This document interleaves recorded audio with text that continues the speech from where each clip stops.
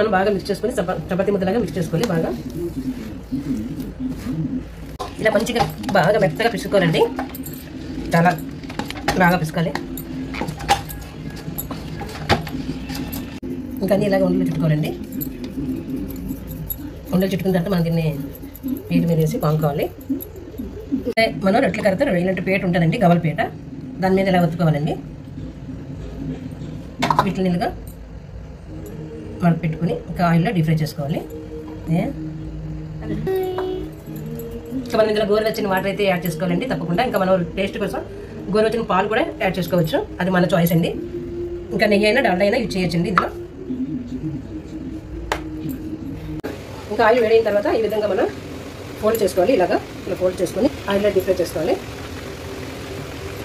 2 చేసుకోవాలి.